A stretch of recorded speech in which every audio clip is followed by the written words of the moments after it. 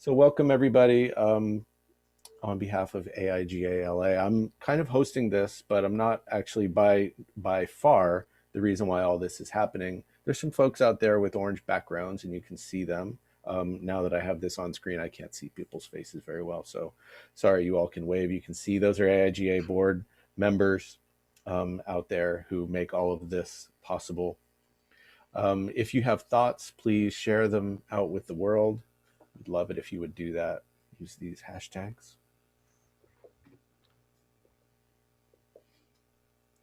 So we're going to start reviews at about 7:15, more or less. We're going to talk format tonight, 10 minutes for each review, 3 projects in 10 minutes. We'll spend about 15 minutes reviewing.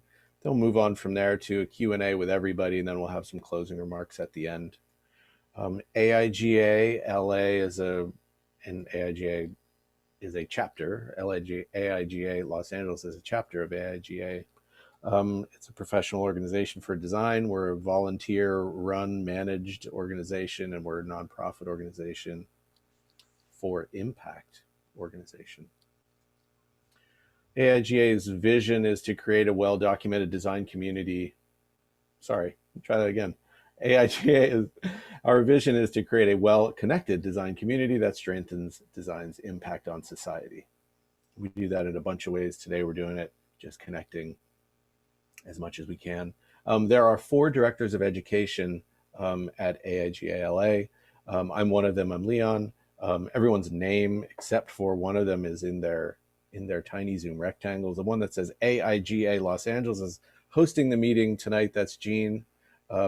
Sam is also out there. Sam, if you're out there, just wave hi so people can see your face. And Hector, I didn't see if Hector came in, but if he appears, he's there. Promise to be a silent observer, so hello everyone, but I'm gonna be quiet. Went ahead and broke the promise already. Okay, so with that, let's get into,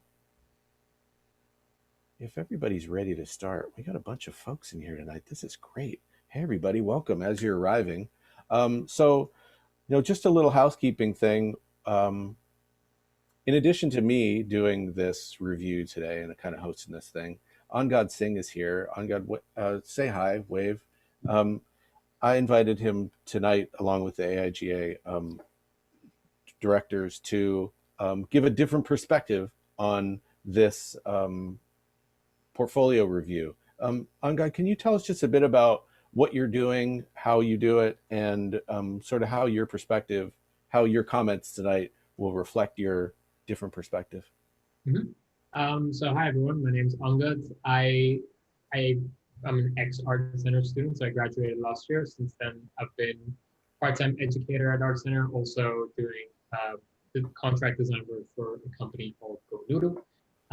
Before Art Center, I am originally from India. So my perspective, I've worked in India and also worked here now. So my perspective hopefully would give you a sense of what that looks like a little bit internationally as well.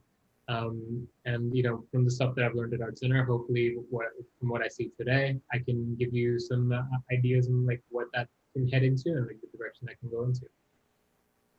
Awesome. And what kind of work do you do? So my work is currently most of my work goes to the company called Go, which is a company that makes video content for children between the age of 4 to 12. And my work goes into creating those assets for these videos. So the videos range from anywhere between live action to actual animation. So I go from between live action content, some things for the background versus actually making animated type and just typography in general that's animated to create more messaging through that, and also work a little bit on their social media channels as well. Excellent. This is not an interview, but I have a lot of questions and maybe people are interested. When you're not doing that kind of work, what sort of other kinds of creative outlets do you have that would be good for people to hear about? So my third unofficial / official title is meme expert. I did my graduate thesis on the idea of memes and like communication in this mass communication. So one of my favorite pastimes really is to consume as many memes as possible and also make as many memes as possible. I'm also like really into taking in pop culture through films and video games. So I love doing a lot of that. And that's something that really inspires my daily work and just keeps my energy going towards the future. Excellent. Okay, thanks for sharing all that.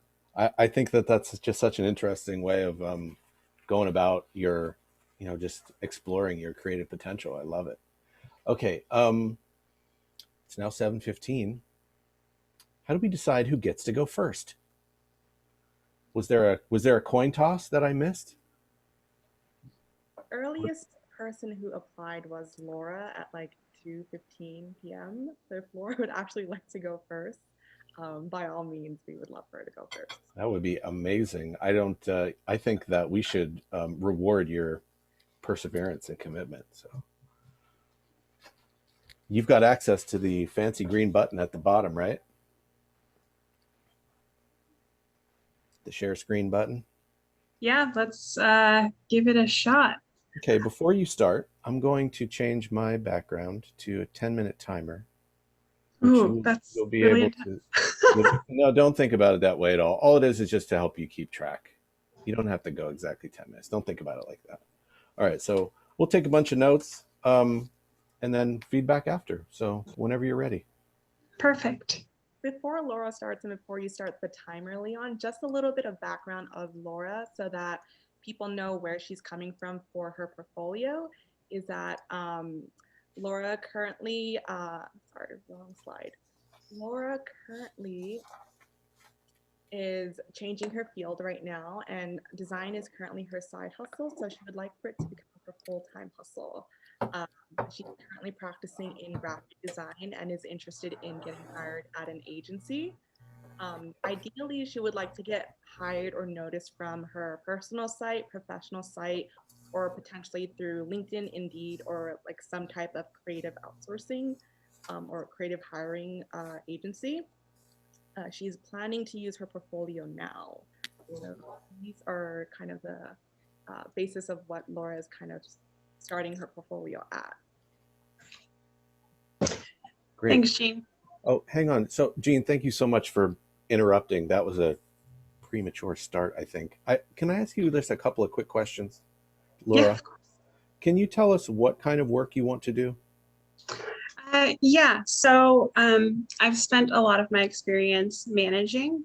And so I would love an opportunity to sort of do that, but in a more creative field, so that I can be managing designers, but I'm be able to bring the business experience in there. So somewhere ranging from a senior designer to a creative director or project management, somewhere on that scale is what I'm looking to do. And then designing something that is more tangible. I would say that you'll see a lot of my work is physical products versus virtual experiences.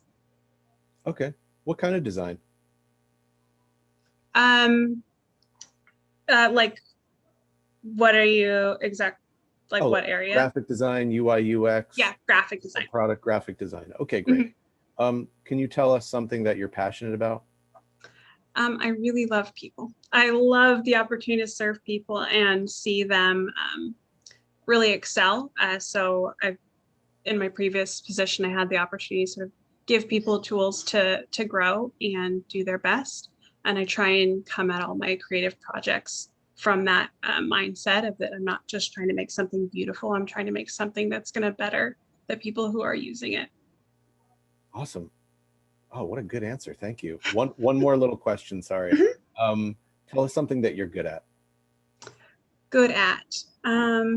Well, you'll see from my presentation, my last job was a weird one. So I am good at wrangling reptiles. Like literally, or are we talking about annoying people? Oh no, I'm 100%. Yes. Awesome. Okay. Well, maybe we should keep it like a little mysterious then. We'll get it. We'll see it when we see it, right? Okay. Jean, are we ready for the timer now? Okay, here we go. Okay. You're ready. Take it away.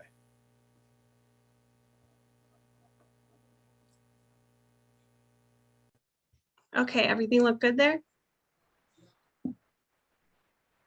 Perfect. So I'll start off with a little about me. We covered a little bit of it, so I am a OC native and a LA transplant recently. So I'm just getting into this area.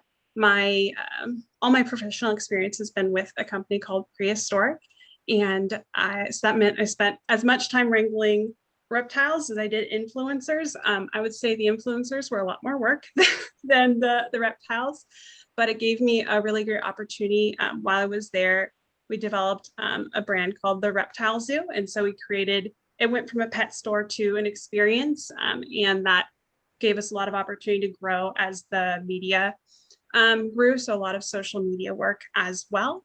On here, there's a bunch of fun links to crazy videos of things that I've done. But we talked about what I'm looking to do, and I'll sort of share 3 projects that cover the sort of scope of my work, and see how there's the ties between all of them. So the first one I'm going to start is tied to Prehistoric. So while I was there, not only did I get the chance to design, but I also got the chance to do just about everything. But one of my favorite projects that we worked on was developing a summer camp curriculum. So I was able to develop the curriculum, design all the materials, to market the program, to actually run the program, which was a lot of fun, and then to train the team to do it afterwards. And our facility is really focused on hands-on education. So when I was designing, I wanted to incorporate that type of experience, but in things that were not tangible with the animals, but tangible otherwise. So this is the summer camp workbook that I had developed. I wanted to have a really fun feel for the kiddos, who the campers were ages 4 to 12. So we needed something that would be accessible for all the ranges. And I wanted it to be a good pair with the experiences they were doing, but also that it could stand alone. So the workbook's packed with a lot of great information, good photos, and then color coordination throughout the different weeks or days and themes. It was a week-long camp. So it was a really fun project to bring together sort of everything that I've done with an organization, and to watch the kiddos use the workbooks was really a good time. So I had, you can see it's a little bit inspired like a Indiana Jones travel. I wanted to encompass that experience of it just being like you're learning from all around the world, and they're sort of gaining this all in their little workbook. So you can see through here. And then I was able to design the collateral as well. We did a graduation at the end, which was so fun. So they have their little graduation certificate, their shirts that they wore each week, their name tags, and then one of the days they went and did a scavenger hunt, which is a bunch of fun. So that's some of the reptiles and the critters. I spent a lot of time designing several projects that have lots of great imagery with all the critters. And now to go to the complete opposite spectrum, I had the opportunity to work, to partner with an organization called 31 Bits. They are a sustainably minded jewelry company. So from reptiles to jewelry, but it was a really nice opportunity to work with a really creative group of women.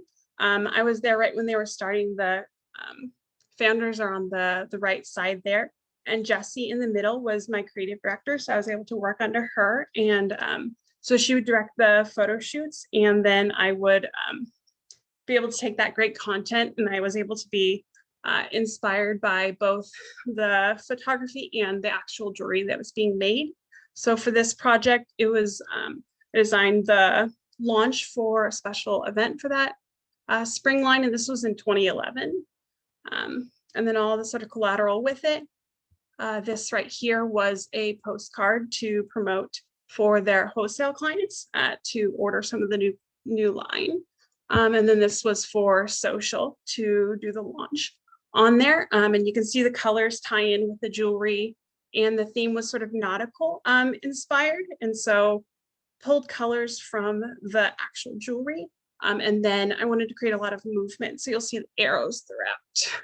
Let's see here. And then these are the website banners that would cross through. And so you can see each of the shop and all that good stuff there. Yeah, so it's fun, playful. You see a lot of color in my work, and then focusing on a good amount of hierarchy to make sure that everything is understandable. And while working at Prehistoric, because I didn't get to spend every moment designing, and I might have wanted to, I took the opportunity to take a lot of classes at Art Center at night as well. And this project here was designed while I was there. One of my favorite architects is R.M. Schindler, and he's sort of been an underrepresented architect. This right here is the King's Roadhouse, which is one of my favorites. And so I wanted to design something that was really representative of him, but it wasn't loud, but it still sort of spoke volumes of what he was doing. So this right here is what would be a ticket design. So you can see I wanted to represent him, to actually see him, because he's not as recognizable as, say, Frank Lloyd Wright or Neutra, but I also wanted his work to speak for itself. So you can see the mark on the other side is that I came up with the vocabulary of volumes, because everything he did was on the intersection of indoor and outdoor, nature and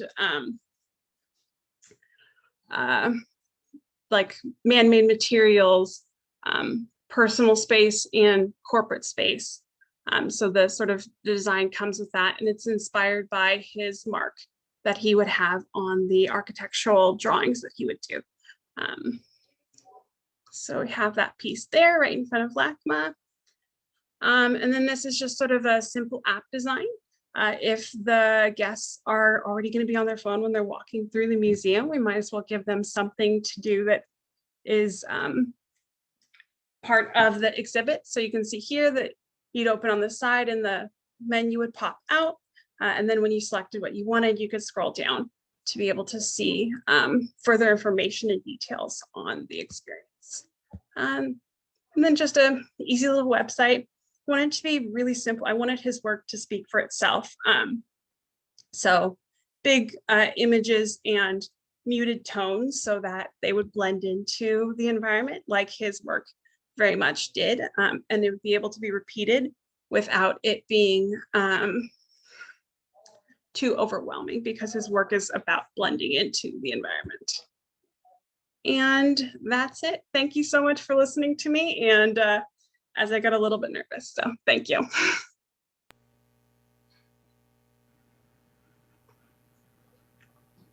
Oh, let me see. Do you want me to keep screen sharing? Yeah, take it down for just a second. We'll ask you to bring it back up as we go. Great job. That was awesome. I'll clap and make noise for everybody. I know most people need to be quiet. That was awesome. Thank you so much. I mean, I know that it's really stressful to sit here in front of a bunch of strangers and share your work, and then you're not just to share your work, but then with the sole purpose of people to critique you. That's stressful. That's stressful. So really big picture, I think, I really appreciate that. To start off, you wanted to give us a sense of you. I think that's really great. Like to talk a little bit about what you're doing, your experiences and all those things at the very beginning. That's really great, especially in a group where you don't really know any of these people here, right? So you get to be able to share some of that we would never know. And I think that big picture, that's a really good strategy to think about for a presentation like this. What are all the things that you need us to know that we could never know? All those things aren't necessarily your work. A lot of those things are what you've gone through, the transition that you're in the midst of, and anything related to that. It's all really valuable stuff for people to know. All right. On God, are you out there? There you are. Yes. All right. So I think I'd love to hear, your first thoughts on. Yeah, I thought, one of the things that really stood out for me was, the fact that you introduced yourself as a person who, before even the presentation, you told us like you like people a lot. You like to represent people as best as you can. And it's pretty clear in your work too, as you're going through it, each project has a pretty clear understanding of who it's talking to. So the target audience of the first one being kids, you've designed it in a way where it's designed for a child, seeing larger images of those different animals and critters and stuff and really making it fun for them. Versus when you do something for the architect at the end, you're making something, that's still representing this architect. And by actually putting his picture on there, you're being quite literal. Like, this is a person that needs to be seen other than just their work. So you're actually showing this person. So that's something that's really attracted me to the work that you're doing and the ideas that are within it. Excellent. I totally agree. I mean, I can sense it. Can we look at the first project just quickly again? I think big picture, that really captures it well. Can we see that prehistoric summer curriculum project? I really actually didn't get a sense of the title of that project as you were going here. It's just called Summer Camp Campaign. Oh, Laura, you're muted if you're talking. There you go. Oh, sorry, I couldn't find unmute. That's okay. So it's called Junior Zookeeper. Is this? Oh, okay. All right. So there's two things to sort of think about here. One is the sort of strategy and those parts that we can't see that you talked about a little bit. You didn't get into a huge amount of detail of it, but I think this is something that as you do this more, you'll practice and then you'll learn to be better at it and better at it and better at it as you go. And I think the way that you started today was great. I know you said you were nervous, but you seemed really confident. And I think the reason why is because you really like this project. You really like all of your work, and that really comes through. You're very clear. You don't seem like particularly rehearsed. It just feels natural as you're talking, which is great. So when you're showing this project, I wanted to see a little bit more of a story, which I think is the case for all of these things. The story's kind of buried there, but you weren't really specifically sharing that story. I want to know the circumstances around the genesis of this project. And then I want to see some visual things that help me understand that. Like it's obviously for kids, that's clear, especially when you zoom in. But I also you also mentioned briefly this idea of like Indiana Jones and traveling the world for this thing. So maybe you could show us some of that inspirational material that you would use to give us that feeling. Because the feeling is certainly here, but it'd be nice to know, like, what did you mean when you said that? What do you mean when you're talking about that? Angad, anything to share about related to that? I agree. But I mean, I feel like the storytelling aspect it's one of the hardest things to do when you're explaining a project like this. Your case, you have the advantage in your hand. Like, you're really talking about, you designed this for those kids, and you have like that story from their perspective. Also, your story from your perspective of how you actually approach this project. So, the Indiana Jones thing, I agree with Leon. Like, if you see some examples of what you're trying to show us in terms of what inspired you for this design, it would make it clearer that you went to that very particular design style and design understanding to, translate into your own work. So it would feel much clearer as a connection. Talking about just this specifically, but also the last project that you showed us with the architect, like there was one particular part where you talk about the mark that the architect leaves on his work. And then you kind of scrolled past that mark and got into your design idea. So it would have been nice where you could have spoken about that mark before you get to your design so that we know what that inspiration is coming from. So just seeing those little bits and pieces that, tell on a website format, especially as you're scrolling down, you start to see one piece at a time, eventually leading to the final puzzle put together. Oh yeah, that's a really good point, Angad. Can we see that Schindler project again? Another thing that you mentioned in there related to that, so that you mentioned the mark and how that was an inspiration. And once you said it, it was crystal clear that that was an inspiration. And then you also mentioned muted tones to blend in with the landscape, the way that Schindler's architecture does. But you didn't say that until like way at the end. And I feel like it's something that at the beginning, you could show a variety of Schindler's work. You could tell us about your inspiration for use of color. You could talk about the sort of the form language that we're going to see because of the way that he drew his own mark, and maybe the architecture itself. which I think is also part of that inspiration, and maybe the typography that you're using, the inspiration for where that comes from as well, and sort of see and talk about all those things up front at the beginning. And that's much easier for us to believe you when you say, you know, this is the function of this piece. Mhm. Yeah, so I think all of the bits and pieces are there. This is just a matter of you rephrasing it and reordering them so that you can build it into a story and we can understand it in terms of a story. Each one of these is like a great little story. Sorry, Anga. Sorry, I was just gonna say, like, it might even help for you to think of it as, you know, storytelling. So you're really actually thinking of it as a story. So you're thinking of your logo, your color, your image treatment to being like different characters in your story, and you build up these characters at first. And then once you've built these characters up and we know what these characters are doing and what their purpose is, we get to a point where we get the entire story then, and what happens to when these characters come together. So then you can start showing the product of your work put together. Yeah, that totally makes sense. So it obviously didn't just pop up on the screen like this. So what I did before then to get to there. Yeah, right. Yeah, I mean, it's something that, you know, as a creator, sometimes you're so involved and inside the work, it's sometimes hard to step outside and see it from that perspective. So it's good to, I think it's valuable to hear us talk about it in that way. So then you can think like, oh, right, yeah, okay, so let's go back and, you know, build an outline of how this might go. And then think about like, what are those characters? Like On God's saying, that's such a great way of talking about it too. And then say like, okay, so then how would I talk about each of these characters? And then go back and say, like, all right, let's try this presentation again and see once you've restructured it, how it would go. How are we doing on time? In the chat is fine. Actually, we have about 10 minutes left. Great. Okay, good. Okay, so let's talk about one really big thing that we see here. It looks like we're looking at a website. Mm-hmm. Okay. When you have a chance to give a presentation like this, I always recommend that people build something that's unique and special for this kind of presentation. I know if you didn't have time, whatever, don't worry about it. But that shows the people who, especially if you're going to do this for the purposes of an interview, shows the people that you're presenting to that they're really important. So build something that is special and unique for that situation.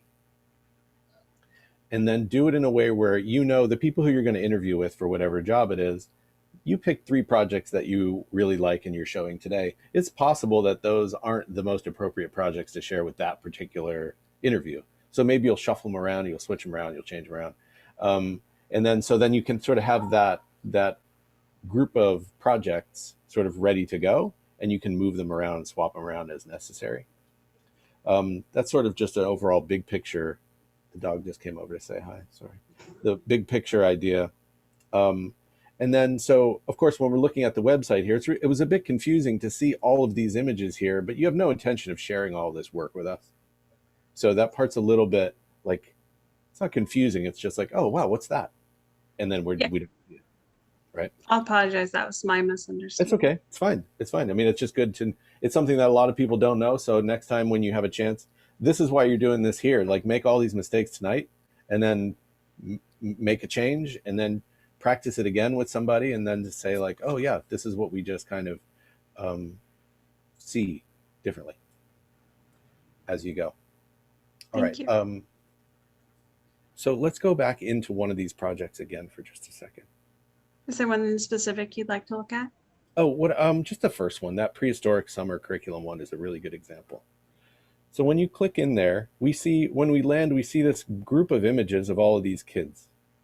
So there's so many, it's really hard for me to focus on one of them, especially over Zoom. When you're over Zoom, there's so much going on. I've got this stupid chat going on over here. I've got all these faces, and then I've got all these rectangles on the screen that I'm supposed to see. And so I don't even have the full screen available to me. I just have like part of the screen. And I think that's the case too. If you don't happen to have an in-person interview and you do it over Zoom, this is something that's really important to keep in mind. Focus what it is that you're showing, make it bigger and show less, right? Show the thing that really exemplifies the idea. If you're talking about the summer camp and you want to talk about the kids, pick one of these images that shows the kids, allow that to just do its thing on screen, and then go to the next image and maybe it's a different kid. I love the kid photos too. I see that in the chat, and I completely agree. And I think that's the part that makes me understand your story, seeing the kids. But I can't really see the kids because I'm looking at too many, right? So I think that theme will continue. Go further down, and let's look at more things down there. On God, I'm talking too much. I was going to say the same thing about this, but is there something else that you feel like you want to add? I agree. I think the first, as you go into your page, also I would recommend like having the title of your project be the first thing we see. So when I first saw it, I thought your title was Summer Camp. That was like the title that you put up there. You mentioned how this book was called the Junior Zookeeper. So like you want to put that title as like the first thing we see, so that we get a sense of what this project is called as you're speaking about it. And if you scroll up, there is one image that I think would stand out the best. It's the last image that you have with the kid holding the graduation. That's telling you a pretty good story. Like he's sitting there, he's got the little, I think that's a Komodo dragon, got that right next to him with the certificate. It tells us a pretty good story. The design's in there, the person's in there, and then also like their environment's in there. So using something like that as your hero shot of something from your project in use, or just the project itself, really helps you get us into the page a little bit more and then want to investigate further. Yeah, absolutely. Yeah, that totally makes sense. I actually couldn't even see what was in that picture on my little screen. I'm on a laptop, so I didn't even get to see what that image was. So when the same comment for when we see the actual book further down, I want to see one image filling the screen, and then maybe seeing just the spreads that are really, really important for us to know, to give the intention of your design choices. Think about it in that way, the way that you talked earlier, that OnGod mentioned the characters, the ones that really help us understand the application of those characters in the story. And then you can show a little inspiration of where this map kind of concept came from. This typography looks really interesting. Maybe show us the inspiration for that. Maybe this color palette came from somewhere. Show us the inspiration for that and talk about it too. Some of those inspiration ideas are, especially if you're thinking about the perspective of a creative director or something that's a little bit higher level, it's critically important that you be able to think about, and I think you'll be really good at this because of your experience, think about all of these choices that you're making in relation to audiences and into their potential impact on business. And think about in framing it in that way, especially for a conversation for creative director versus an entry-level designer. Those are very different conversations. So add that element in here as you're going. Yeah, thank you. That's, just focusing on the things that need to be spoken about instead of describing the things that are already present and you can see. Yep. And yeah, I think there's some consistency in some of these spreads. Your mock-up photography is really good. Can you zoom in on one so we can see it again?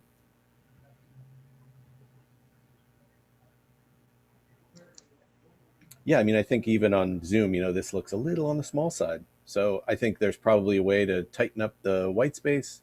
Okay. Move in a little bit more. So I'd like to be able to see some details of that typography. There's obviously some texture in there. I can't really make it out. It's sort of like one of those weird things where it's just a little tough. There's some great photography there too. I don't know if you did some work on some of those images. Maybe there's a view of a variety of views where we can see some detail and we can see a wider view, something kind of like this. And it also might help to show some of these in context with just people and what the size looks like. Right now, I haven't seen any images where you can actually see the size of the book, so it's hard for me to tell what the actual size is, what the dimensions are of the book. So something like that, it's a product. If you can find some sort of mock-up with somebody holding the book, like you did with the tickets, that would help give us a sense of what that scale is in real life. Yeah, I'd very much like to do that. I had just done sort of the quick and dirty so I could get up there. And then I want to be able to have the opportunity to take more in situ so you can see them in action. Yeah, great. That's good. Just keep it. Yeah, just get your running list going. And the same with the rest of these mock-ups too. This is all really interesting work. Some of it's just kind of hard to see. We can't really see like that, the postcard there, I think. Sorry, it wasn't a postcard. What was down there? The ID. Yeah, there's an ID, a T-shirt, like those kinds of things. Like I really want to be able to zoom in to really get a good look at some of those details, really sense that texture, because Okay. that's what kind of makes this special. You know, those choices that you've made there, they're not generic. You know, those are choices, and really help us feel them. Perfect. Thank you. Well, I think we're about ready to move on, right, Jean? Is that what you're about to say when I cut you off? Great. Yeah, totally right on, Leon. Okay. Thank you very much. Excellent work. Thank you. Thank you so much for sharing. Great job. Thanks. And thanks for being brave enough to be the first one too. Good job. So next up on the review roster is going to be RV. So right now for RV, design is his main source of income, and his interest is in graphic design. RV's looking for a mid-sized company, and in terms of their portfolio, he's interested in getting hired from community channels such as Discord, Twitch, and Facebook through their personal and professional website, on Instagram, LinkedIn, Indeed, the whole shebang basically, and then also through word of mouth. RB's planning to use his portfolio in the near future, and ideally he's looking for freelance work. Yes. I'm gonna start. I just prepared a little presentation, I think, like a PowerPoint. Okay. Cool. You mind if I ask you a couple of quick questions first? Sure, yes. So you said freelance work. What kind of freelance work? Well, I'm currently working full-time for an in-house company, like full-time. So freelance work, I'm typically trying to find something that it can occupy me like during my free time or on a weekend. Like bring me like extra, obviously, income, but also can challenge myself with different types of projects rather than working for higher education, because primarily I'm working for higher education right now. Those are the projects I'm doing, but I'm trying to kind of expand my horizon and work for different industries a little bit. Excellent. And it's primarily graphic design you're talking Yeah. about, right? Okay. Tell us something you're passionate about. My passion is illustration. It's not that I primarily work as an illustrator, but I've always liked very crafty detail, like clean lines, and that's my passion. And I would really like to take that to the next level and kind of apply that to other type of industries that I haven't been able to do that as much as I could. Great. All right. Ooh, I can't wait to see some of that. All right. Tell us something that you're really good at. Craft and creating a lot of craft work. I'm really good at that, to create something from nothing, basically. Like found objects. I always create projects from that to kind of entertain myself. I love it. Creating something from nothing. Okay. Yeah. All right. Any other questions before we start? On got anything? You don't have to. I think there's a lot of that. Just quickly, so you mentioned different industries with the freelance. Like, do you have a particular industry in mind that you're trying to get into within graphic design? It's something, like for example, you're trying to get into the entertainment industry, or you're trying to get into something to do with social media? Yeah, initially when I graduated in 2017, I wanted to work for more like creative industry and entertainment or something, but I landed in higher education and more like corporate looking jobs. Yeah, I definitely like to, again, take my skills to another level and work more like freely in a way, so I can apply my talent and skills rather than being like kind of restricted a little bit and just follow guidelines a little bit. I know you need to follow guidelines in terms of, creating any design, but somehow kind of use your natural talent to create something. Great. That's my goal in the future, hopefully. That's super helpful to hear. Love it. Just getting a picture of you, I think it's great. All right. Are you ready to start? I started your time. Yeah, I'm gonna start with a PowerPoint, and then I can just switch to my website, hopefully with a link, so I can maybe go through details a little bit. But yeah, let me just share the. Let's see. My screen. Let me see when you guys see it. We got it. We are seeing your. I'm trying to just kind of like focus on this. Do you guys see it? Here we go. Better. Just let me go to the beginning. I want to say, Leon, I appreciate that you're not like Gordon Ramsay and like in Hell's Kitchen. You're like go when the timer just starts, like, waiting for RP to get set up. Did I restart? Actually, we were already gone a minute in. Are you going to use the full 10, RB, or should we? Yeah. Okay.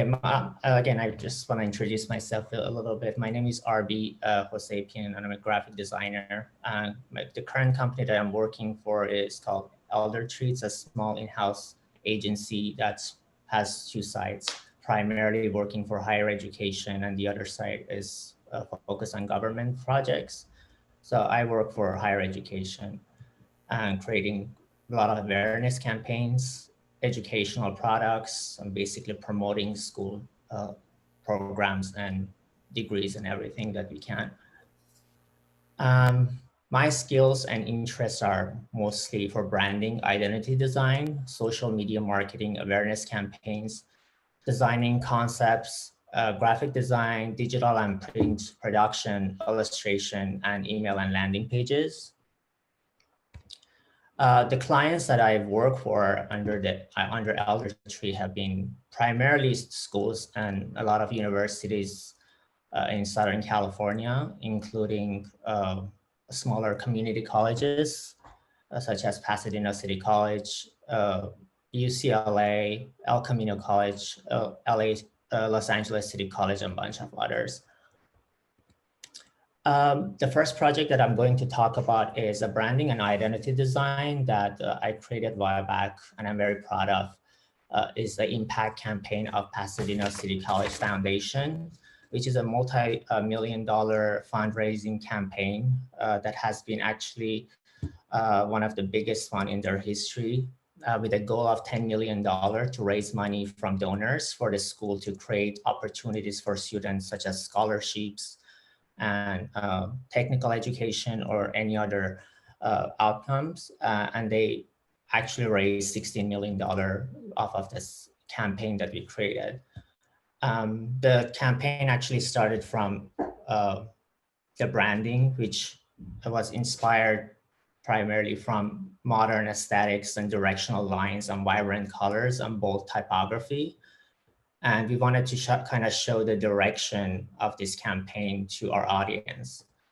And the brief was creating a complete branding campaign consisting of outdoor advertising and like social media and website design. This is an example of actually an outdoor advertising we did through this campaign, which was a bus shelter design that was, again, bringing the message from the donors that have donated for this campaign and, you know, portraying their images in bus shelters, and also the president of the campaign, which was Jack Scott, on the billboard. So going to the website a little bit to show the details. So basically, again, we created the primary, we were primarily focused on, again, bold imagery and typography and the message of the donors and the students and the relationship together.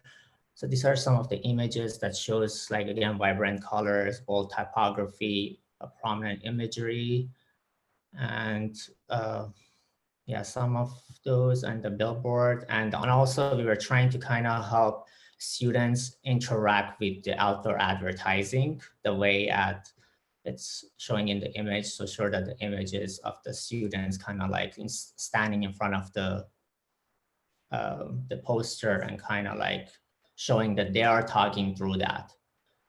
And the last project that I worked on this was creating a website design for it, the layout, to kind of show their mission and values, and again, kind of drive the audience to the website so they can donate and share their, opinions and whatever they have. And the other project that I'm going to talk about is, and one of my basically skills are the social media campaigns that we did for Los Angeles City College. And this was basically to promoting the programs and degrees and other resources for their communication majors, including cinema, music, and dance and other like theater. So we kind of approached this in a different way and took it to another level, because Los Angeles City College is one of like the prominent community colleges in the city of LA. So we wanted to kind of create a relationship between the school and the actual city. So my inspiration, or our inspiration, came from highlighting iconic imagery of the city of LA and its connection basically with the college's lifestyle. And obviously we use a lot of silhouettes and the images of city of LA in them to kind of show their transparency and the benefits of those programs. And we did a lot of social media animated ads that they were launched through different websites to kind of attract students, the current students and the future upcoming students, which had a really good result and created like 95% success rate for signing up for those programs in the school. People who can afford going to nonprofit schools. And this was again an outdoor advertising or a print campaign we did for the We the City campaign, which was about shelter and train shelters and other print products. And finally, I'm going to talk about like my skills about illustration that I'm really passionate about. And this was the only project I was able to kind of have hands-on for working for higher education. We got a project from College of Desert, which is in Palm Springs, asking us to create an illustration book or coloring book for their event that they're going to have to entertain kids that are coming with their parents to that event. Basically, the event was for welcoming freshmen starting a new year. So we had a copywriter and a storyteller telling the story, and I was really passionate about this to kind of like put my pens down and start like drawing for this. I created this illustration of this young roadrunner going to school and getting inspired by her sister, who is already going to become a freshman college student.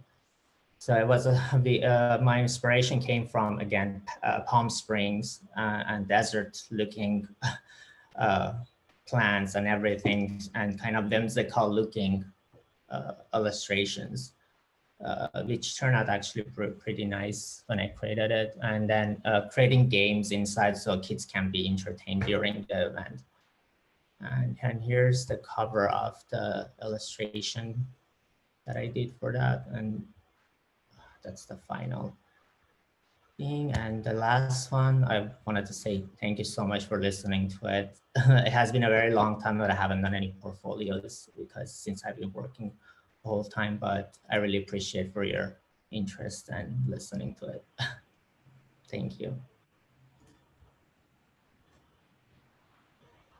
Great. Thank you for sharing your work. It was a little applause there. Thank you. Yeah. Thanks for sharing the work with us. It's very interesting to see like the different kinds of projects you've done. There's clearly a range of briefs that you've gotten over the over the years. So it's really interesting to see. I think generally, like big picture, I would say like you can frame your presentation in a way where you can kind of tell us more about the work and less about the actual brief itself, if that makes sense. As we go through the projects, you might understand that better. It feels like a lot of the work has so much detail in it, especially the last one where the illustrations it would be better if we started to see that more upfront, a little bit more of like the details within the illustrations, and then try to get a sense of what that is, beyond what, you know, what was required for that project. If that makes sense. Right. Yeah, absolutely. Can we see let's work in reverse. I'd love to bring up that illustration project again and see it again. Can we Yeah, do sure. that, Arby? Yeah, of course. All right. Turn off my screen. I think that the first thing that I noticed when you started talking about this project, and I don't know if other people who are listening could sense this too, I could feel your passion about this project as soon as you started talking. You sounded different. You were more engaged. I feel like you were so much more connected to this content than you are those other two projects. I mean, those other two projects are impressive.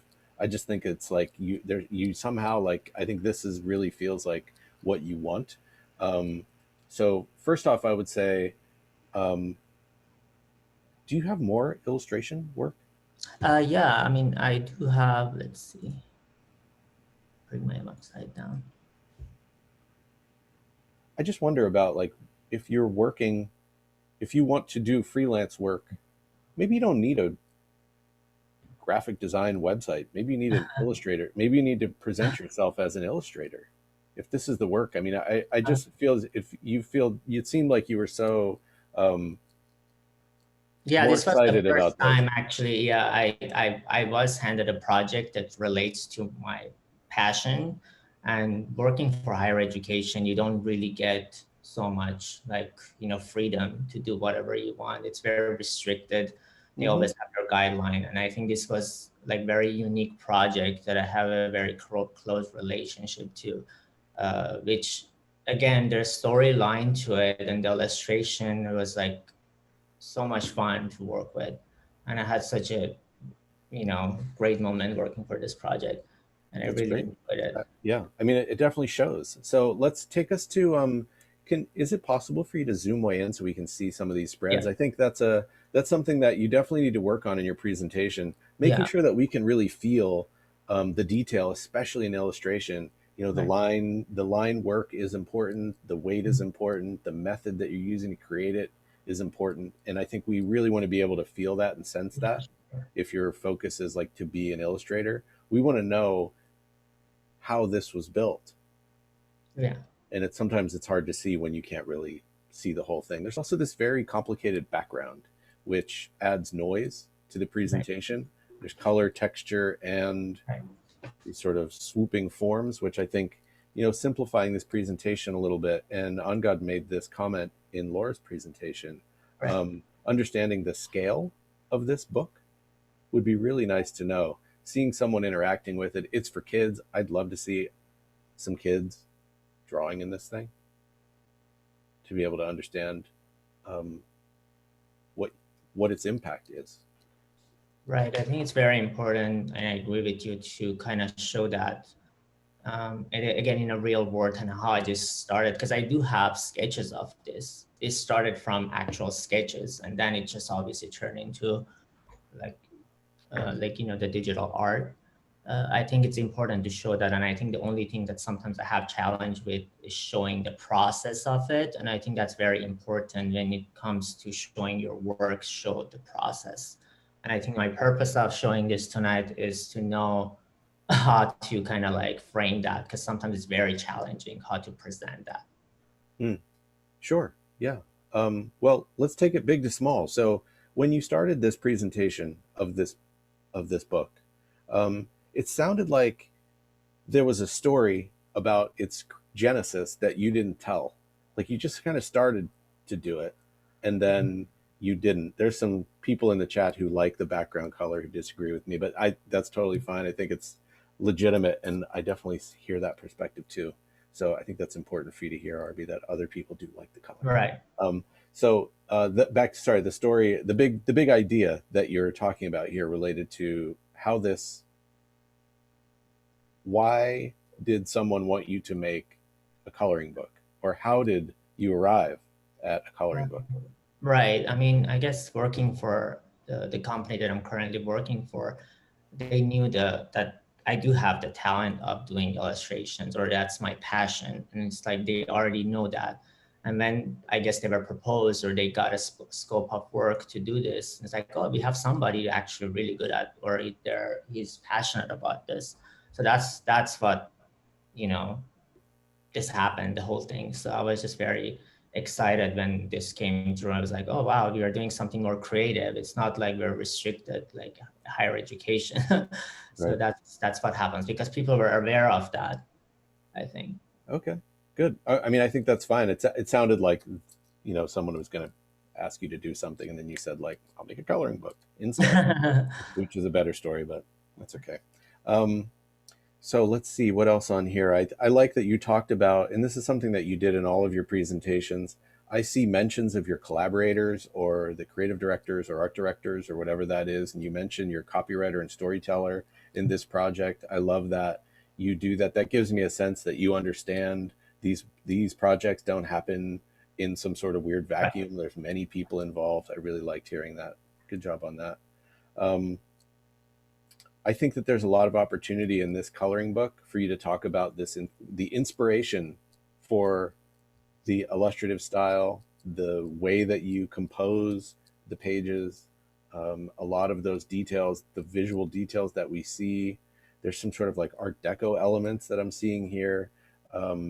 Some other things like it would be really curious to know in a presentation, walking us through some of those details.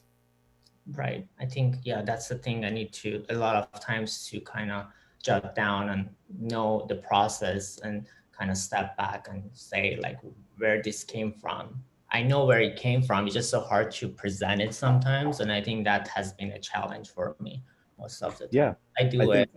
Yeah, I mean, it's totally fair. It's reasonable. You live in it. It's sometimes hard to see it from the outside, right? So I would suggest that you make the most simple outline of what you think are the main points. And Angad's analogy of the characters in your book is such a great way of approaching this.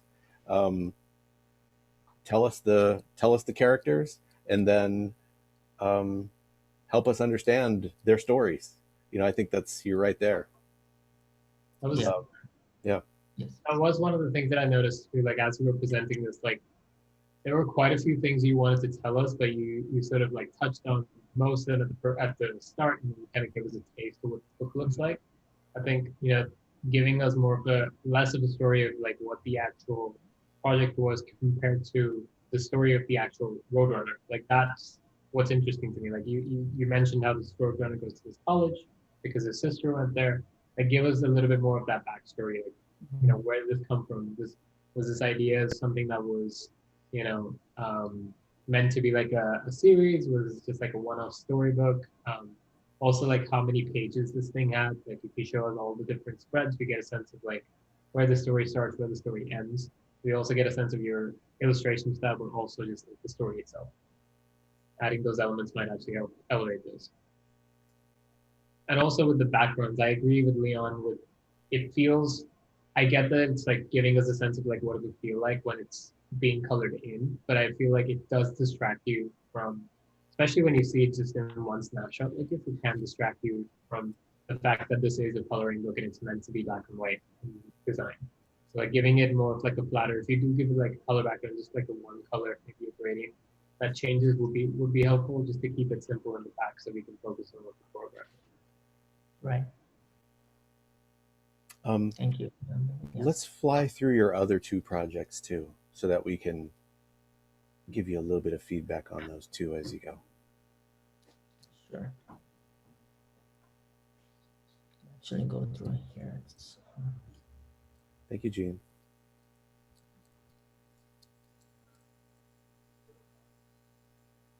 Yeah, so there's some really interesting things happening in this project, and I think you talked about a lot of the details and summarized pretty well what was happening in this one.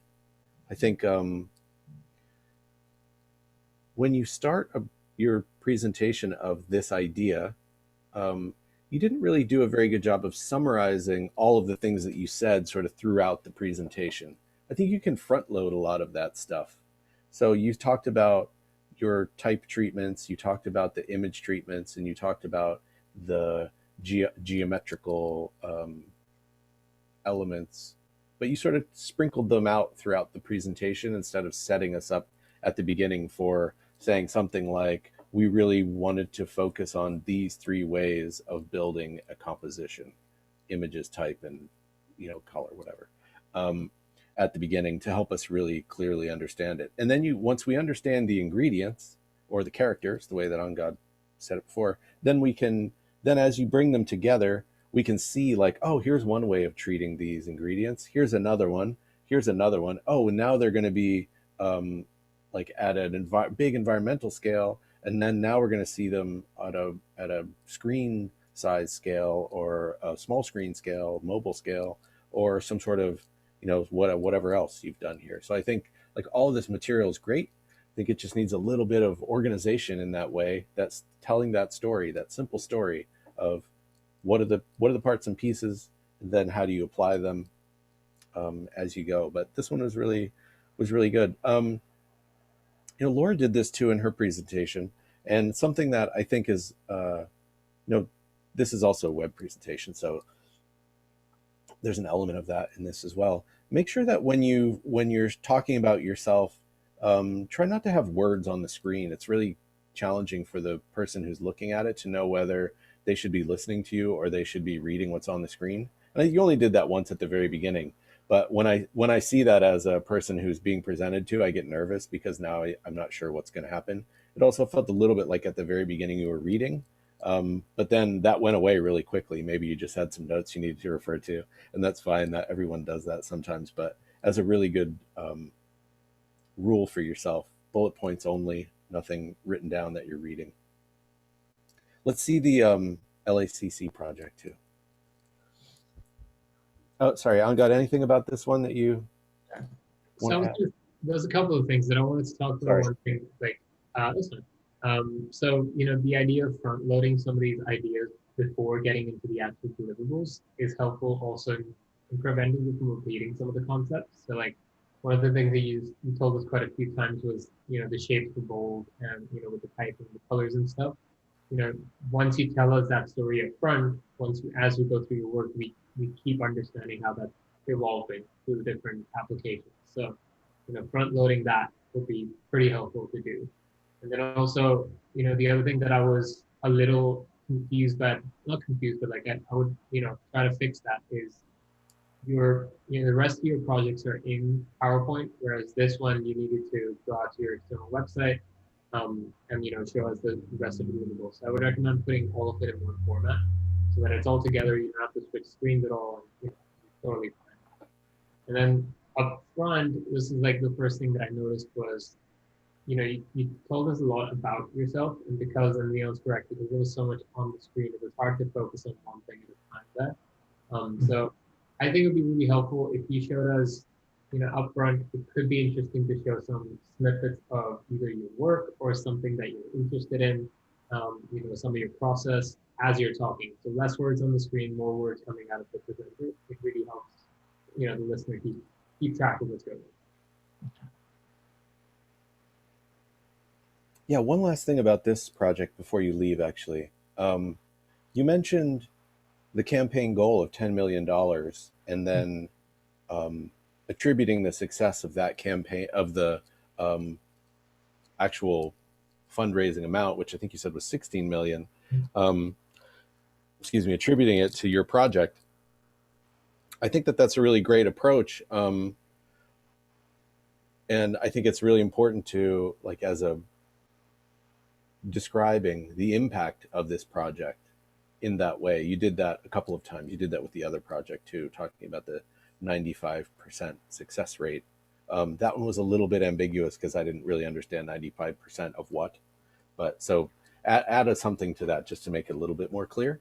But I really like that little point, that little business focused point in your presentation. So good job there. Yeah, let's take a quick peek at the LACC one. I think we're coming up pretty close to the end of time on here. Yeah. How are you doing, Jane?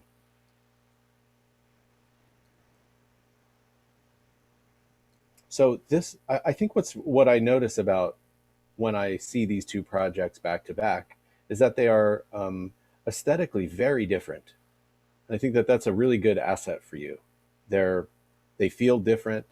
The tone is different. The personality is different. And I assume that's because the clients are different, and the brief was different. The goals were different.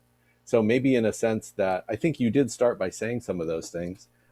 So maybe highlighting that might be a good approach for you to just touch at touch on it at the beginning. How the choices that you made here, which you described really well,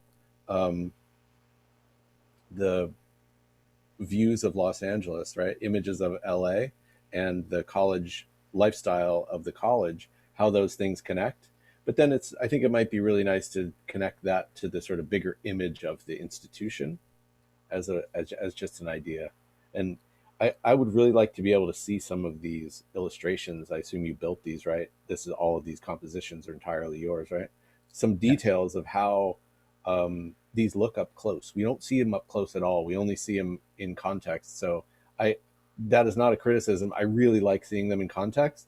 I think it's really, really important to do that, but also give us a chance to get right up close to them so we can see the detail and we can see those detail choices that you made too, because they're there. Right. Mm-hmm. There's also this project is kind of like a middle ground between, the stuff that you like doing and the stuff that you do on a regular basis with work students. There's illustration and there's also, graphic design involved with typography and stuff. I can see the illustrative style within the type as well. You're mixing that with some more like structured sans serifs, which is really working well. I think accentuate that a little bit more. If you make one or two of these posters larger, give a sense of what those different pieces feel like. And even isolating some of the types.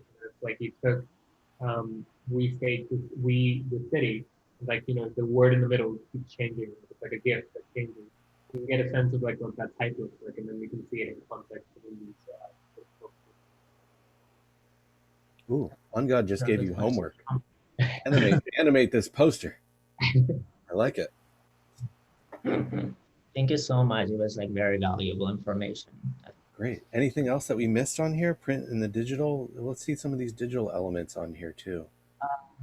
I did a lot of GIF animations that I think I showed you this, that they were basically being animated and sent through emails and as a social media assets. They're basically targeted to certain demographics or checking out the program. I think it's really valuable for you to talk through the details of that when you're giving the presentation and tell us they wanted to reach this group of people. The best way to do that is this, and then go with it from there. Yeah, you're getting some feedback in the chat about these. These are really interesting. I think I think a lot of projects. It's too bad they're so small. Yeah. Right. I want to see them at a scale where we can really appreciate the animation, the detail, and all of those things. So take your time with this stuff. This little end part feels like it should be a bit longer. Yeah, I think we're out of time on this one. Fantastic presentation. Oh, you're so welcome, Arby. Thank you so much for sharing. Of course. Yeah.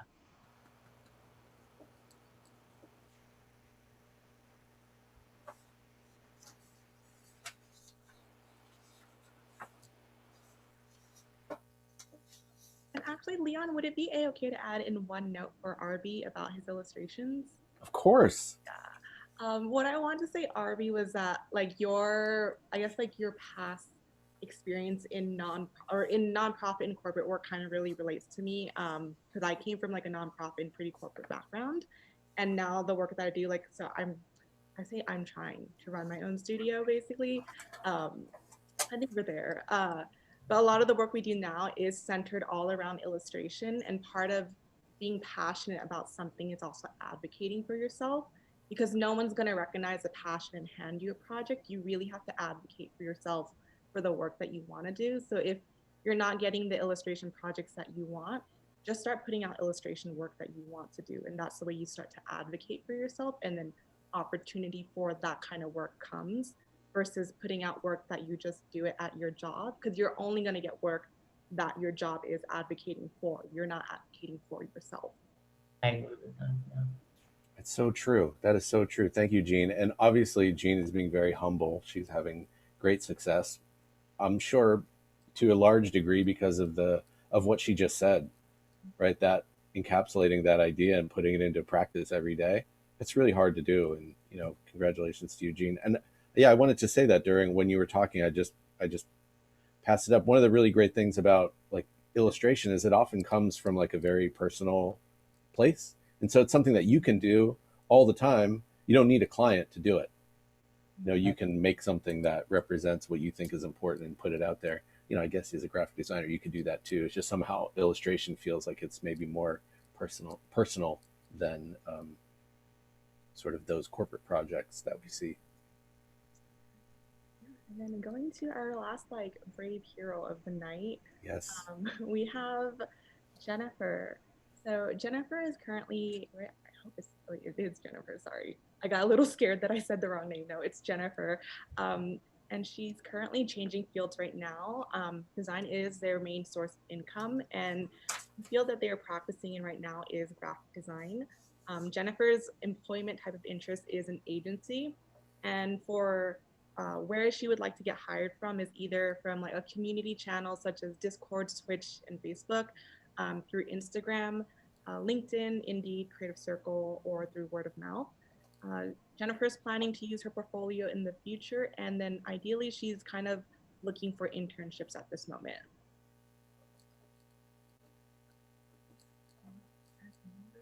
Hi. Hi there. Sorry, I'm taking notes. Great. Oops, I'm sorry. Oops, that was me. I'm sorry. It's all right. Should we answer it? So before we start, a couple of quick questions, same questions asked everybody else. I think it's good for other people to hear. Sure. What kind of work do you want to do? And I think people answered that generally, and I think that's fine, but also answer specifically, like in the field of design. I think you said. Right. Well, I think I should start by saying that I actually have a BFA in fashion design from Otis College of Art and Design, and I actually had 12 years of really great career designing jeans and other articles of clothing, and that was so much.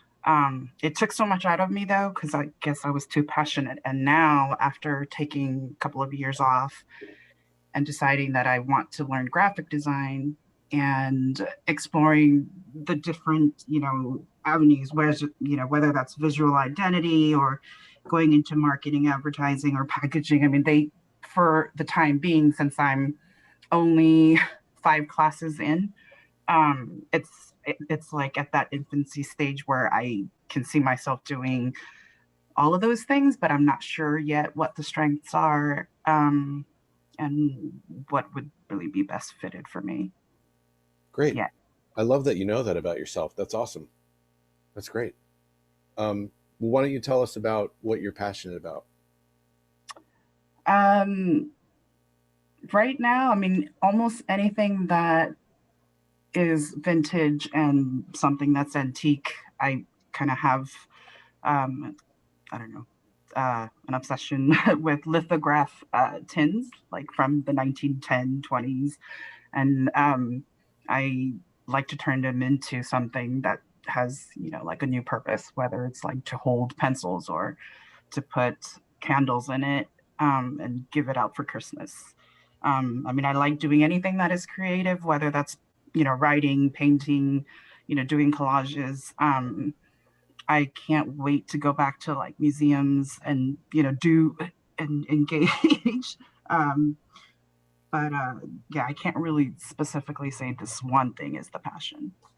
That's great. I think we get a sense of you from that. That's plenty. Thank you. Awesome. Well, I think the green button is yours. Okay. Whenever you're ready. So before I start and share the screen, I just wanted to mention that since I started this path with graphic design just a year ago, all 3 projects that I will be showing are projects from the 5 classes that I took. So, and if we have time, or I can skim through, I also enclose the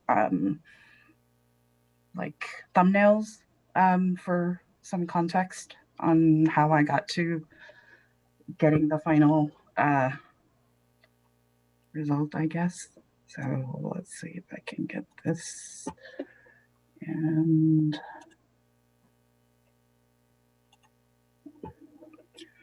okay, so this is a project that was for the print design class, and we got to pick any of the art movement that we liked, and I chose Bauhaus, and we were to create an art book, designing the cover and the contents page, and a few subsequent interior spreads. I use like the elements of the circle and the triangle and the vertical lines and the rectangles, like from the Bauhaus aesthetics, and I muted the colors a little bit, and wanted to be a little dynamic in how I am laying out, even in the contents page, some of the information. And I created some, I mean, I guess that's like an icon at the bottom middle of the page that would be repeated throughout.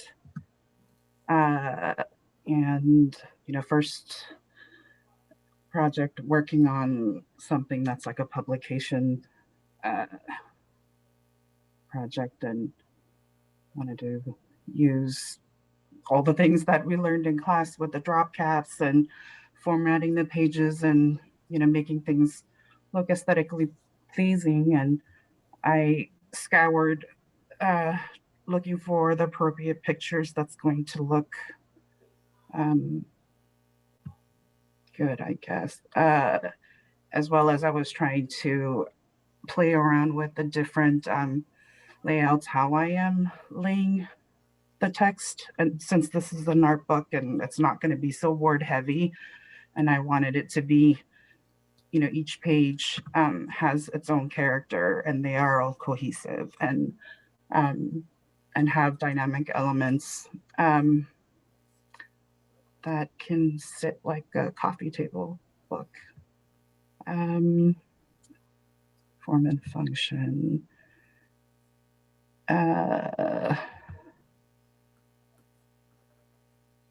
And yeah, I mean, it was the first attempt to try to do like a pull quote, and I wanted to use more unique quotation mark than using the same font.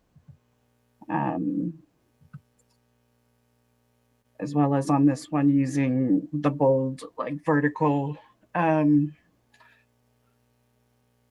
I right now I'm nervous. I forgot all the words, but You're doing I great. wanted to Don't be showcase nervous. like different ways I can, you know, put the informations on the page without making it look like a boring book. But this is an art book, and I really wanted to focus on trying to make it as exciting as I could without it looking too gimmicky.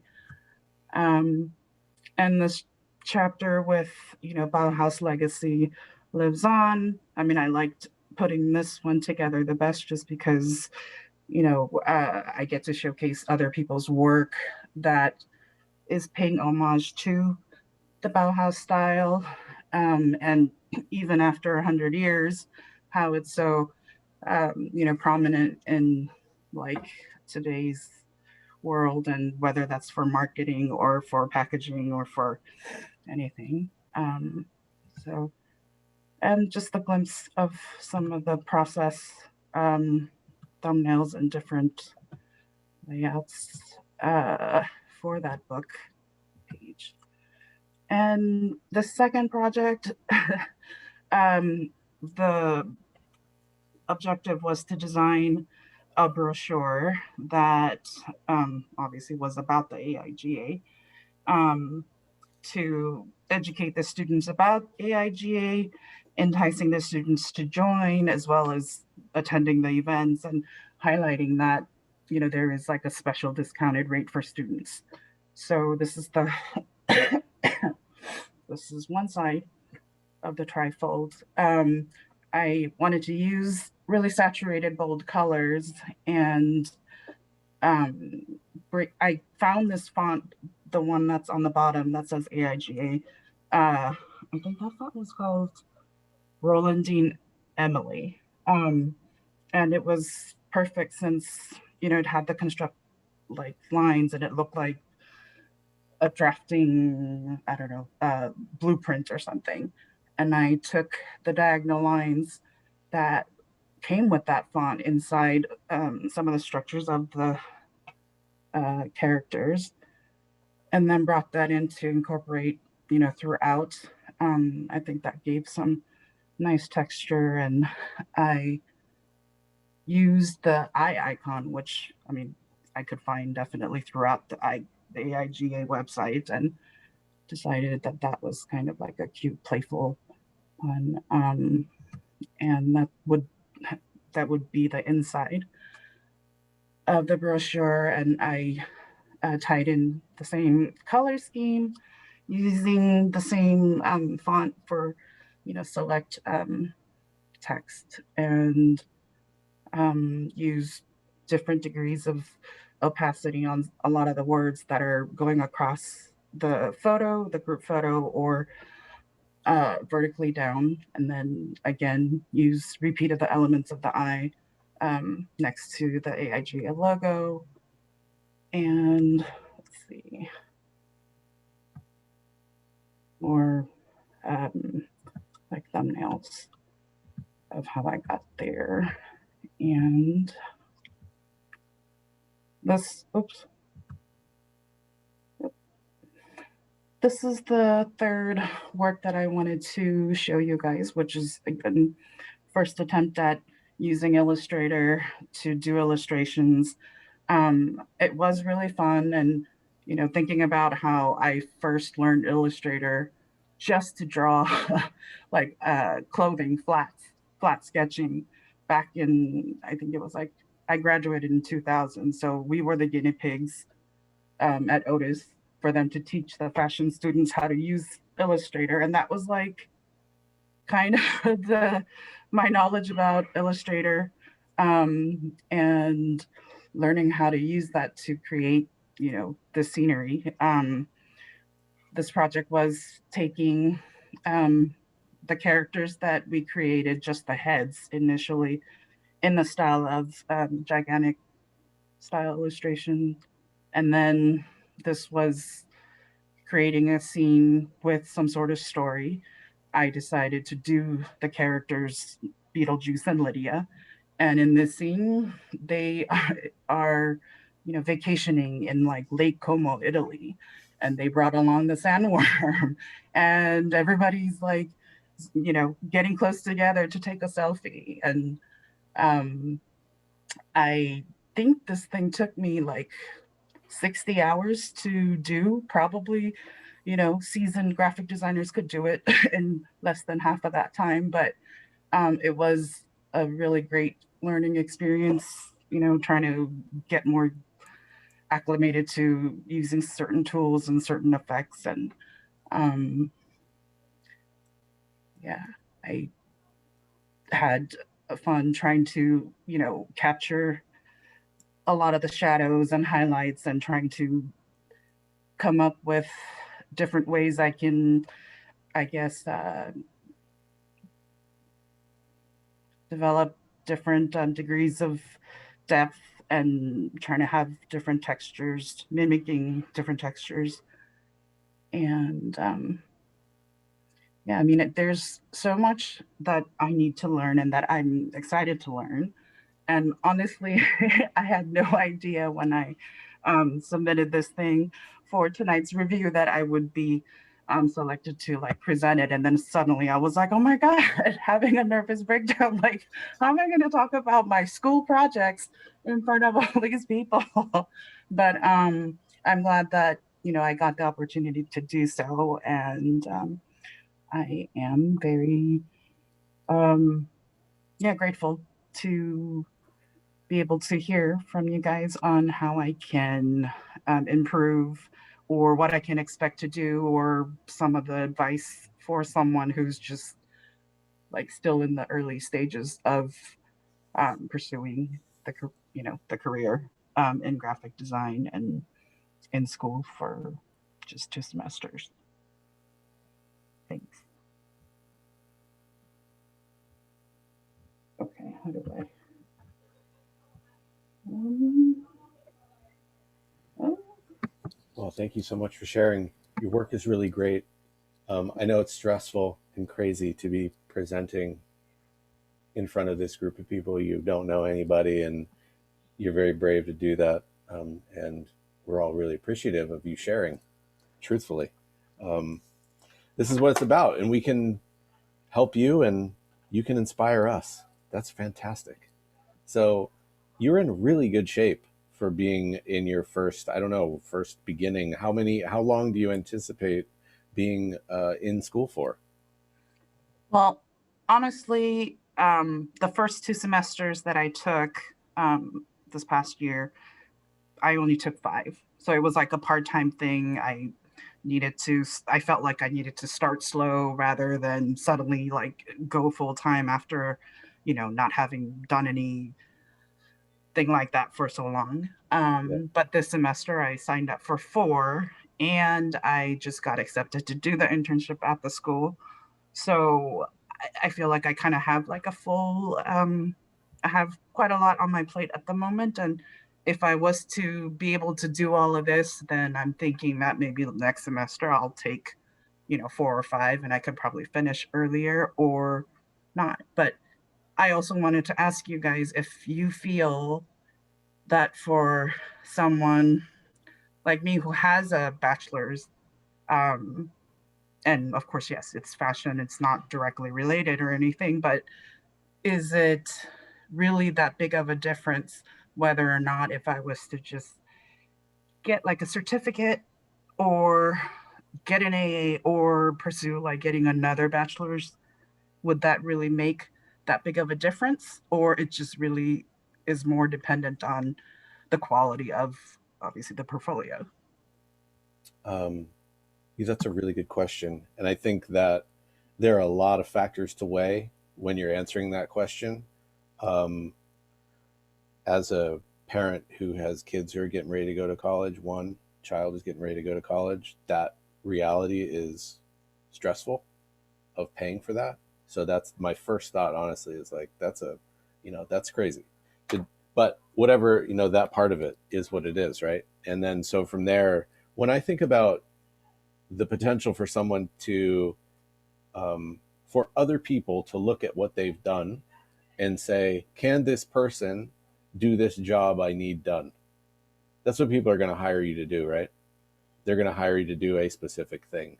So you need to make sure that you are completely confident in your ability to do that thing, whatever it is. So that might take two more classes. It might take 6. It might take 10. It's kind of hard to say. That's a little bit of your comfort level, balancing your commitment to the rest of your life with this pursuit and with your ability to showcase what you've learned in a way that really convinces people that you understand. So does that help answer that? Does that help? I mean, yes, it does. In some ways. I mean, even when I was, pursuing fashion at Otis, there were people that I hired years later when I was a creative director or whatever, and hiring people or having friends who, wanted to get into it also late in their career, shifting and contemplated, is it really about the, where you graduated and whether it's a AA or a B, BA, or is it really just more about, if you have a kick-ass portfolio, then not that it doesn't matter at all, but you'll still be able to get good jobs, not just limited to, something. Yeah, I hear what you're saying. The vast majority of people aren't going to care where you went to school if your portfolio is sick. I think that's the simple answer. On God, do you disagree? I agree. I think there's, I mean, speaking from experience too, I had a bachelor's which I did about, what age was I? 7 years ago, maybe, or 6 years ago, which was in mass communications. This was back home in India, and I had one design class which lasted about 2 months, and based on that design class is when I decided, I want to look into internships that would help me further understanding of design and whatnot. I found that whatever was on my portfolio at the time was a lot of like fun projects that I worked on myself, and just looking at that work, the people that hired me for an internship, they didn't really look at what I did in school. They actually looked at what my work looked like. So if your portfolio shows them, just like Leon mentioned earlier, if it shows them that you're capable of doing a specific job, they will, they will hire you for that. As for staying in school longer, it's just like, it depends on multiple different factors, of course, but I think really what, it depends on how you learn as well personally. Some people learn better in a school environment versus some people learn better as they're working on real world projects that are much faster. So, it's a choice that you have to make. Like, what do you find is your ideal place to learn? Is it more of like a, education kind of sector versus actually working? Hope that helps. I think another really important thing to consider, Jennifer, is that you have a built-in understanding of a lot of what it means to work that other people don't. Other people who you might be competing for work with, because you've gone through this process in a different creative field. That part, that set aside that those particular skills you would apply to that creative pursuit. There's still this other giant pile of skills that you have that have elevated you throughout your other career that don't disappear just because you're now involved in a different aspect of creative pursuit. All of those things go with you, and you apply all of those as you go. So I think that's a really important asset that you have to talk about, and you have to really think about, how do I describe to people who I'm hiring that these things are a huge benefit to them? You understand schedules, you understand budgets, you understand hiring, you understand how to have effective communication in a workplace. I would assume all of those things are part of what's taken you through your career to this point. Is that fair? Yeah, it's Okay. totally fair. And while it may be an obvious question, but my current, like if my LinkedIn or whatever, I don't really have, I haven't set up like a professional website specifically to showcase like my graphic design, anything, because I'm, still learning and have so few things that I feel like is worthy of, putting up there. And that's obviously only going to, build. But even when I think about the resume, like right now, it's like 3 pages of all this. But if I was to apply for not the school internship, but let's say somewhere else, a couple of months or next year, would I be not wiping out, but would I be literally just like putting that I'm seeking, like internship, that, this is the school I went to, and yes, I have this other degree, but omit all the experiences that was like fashion or having some, or, combination? Would that look really not unprofessional, but somehow Yeah, I think that relevant?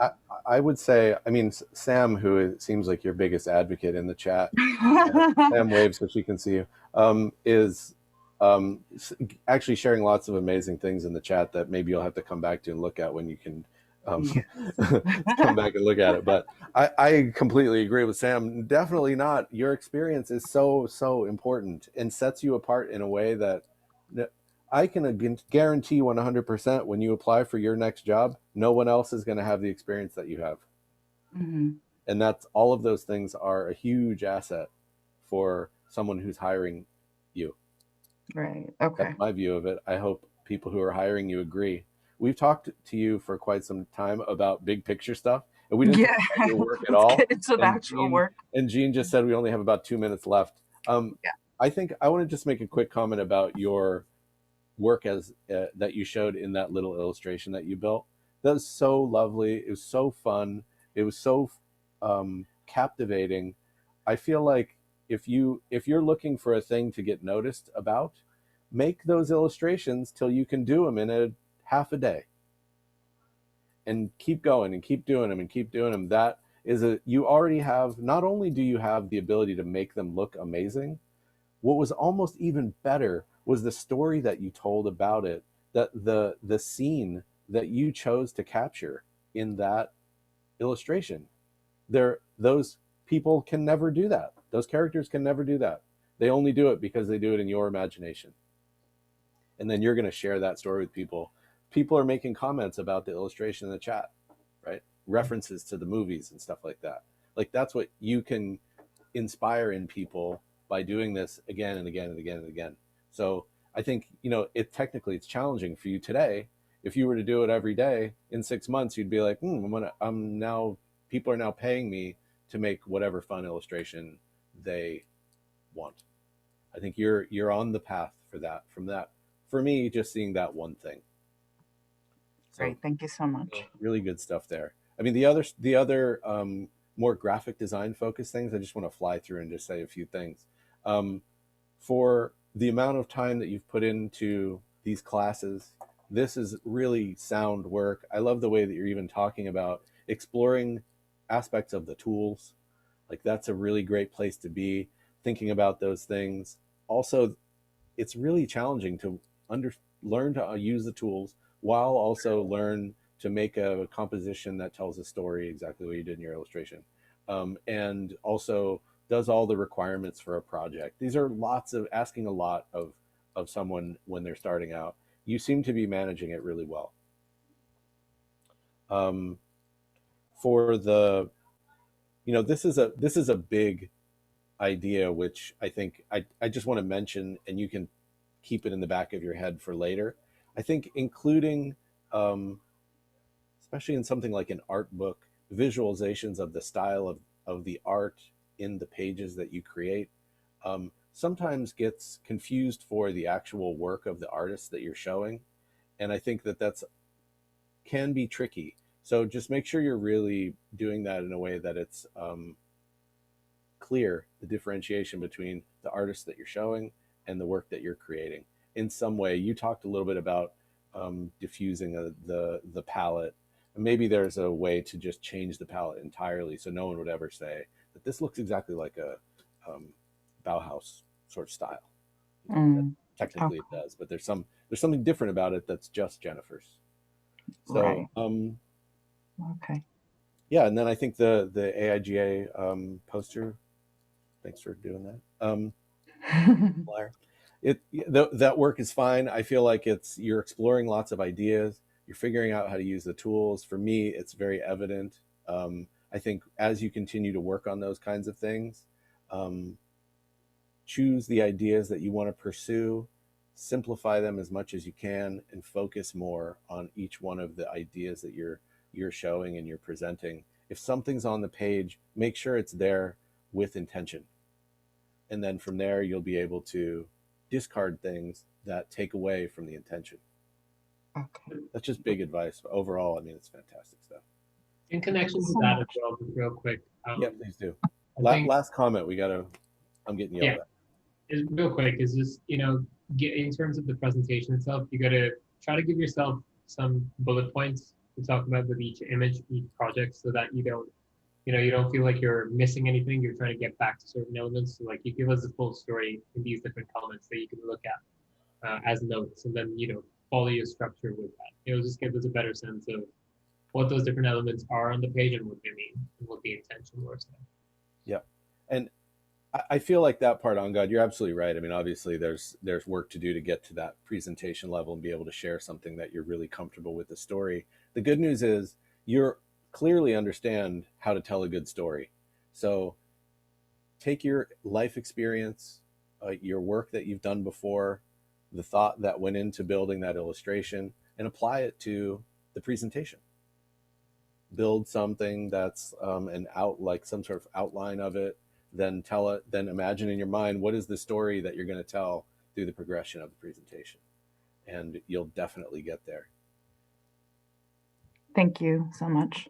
Awesome work. Thank you so much for sharing. And thank you to all three of the people who presented tonight. Your work is so inspiring, and it's so wonderful to just hear you so willing to share all of the things that you're creating. I know how stressful and weird it is to be out here with all these people you don't know. I'm so grateful that you're willing to do that with us. With that, I think we're going to open it up for a Q&A with anybody who has stuff they want to discuss. Are we putting questions in the chat? Are we raising hands? Is there a process that we should be following? I think we can raise hands if you want to say your question, or if you're also, like a shy bird, you can pop in your question in the chat and I'll read it out for you. Awesome.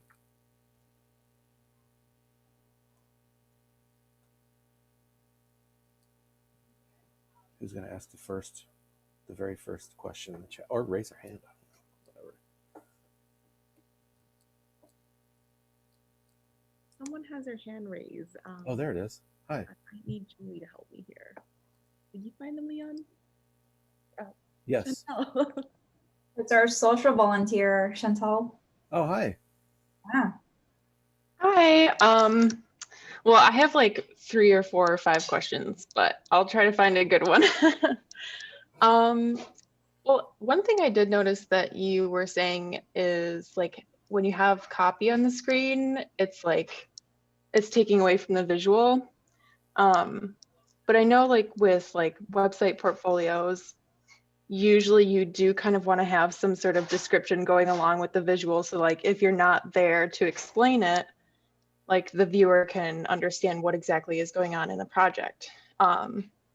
So were you kind of saying like when you're presenting on screen, it's better to just have visual, and then in your just like regular portfolio, it's better to have copy, or like what would you say is the best way? Yeah, great question. Thank you. And thanks for volunteering too. So the reason why I think the easiest way to think about it is these are 2 tools that are doing different jobs. When you make a website, you're designing and creating a website for people to go and review this work on their own. It would be a very strange interaction if you were walking someone through your website. That would be a weird moment, right? But so when you're giving a presentation like the ones that we saw tonight, or, I mean, we see these all the time. Imagine it as like a TED Talk, right? Their only voice that you hear is the voice of the speaker. And then all of the other things that you're going to experience, whether they're, sounds or smells or visuals, are all happening on the screen. So like you get to walk us through your story, your presentation, your experience, whatever it might be, through the screen. It's hard to smell through the screen, by the way. Does that make sense? Okay, awesome. Somebody else have to go before, or should you go right into your next one? Oh, there we go. Chris has a question. Hi. Is it me? Chris? Yes. That's Hi. you? And yes. Okay. I have a question also about the web presentation. Right now, I have a website for my portfolio, and I also have a portfolio book. But would you be expecting to see a PowerPoint or a slideshow specifically for the interview, or I can take the project, or I can use the portfolio book as the tool to show my project? When you're saying portfolio book, are you saying like a physical book?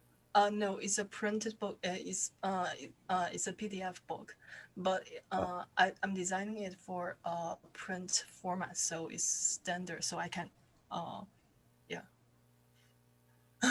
Okay, so it's yeah, I understand. Okay, so I guess the question is, would you ever? So let's think about the website as a standalone thing, Mhm. and just imagine that you're never gonna show anybody your website. Mhm. Only people are going to go to your website and look at it on their own. I think that's a good way to imagine it. And then for something like sharing a presentation, I think it's a really great idea to be able to custom tailor the presentation to the person you're going to show it to. Because when you're thinking about applying for a job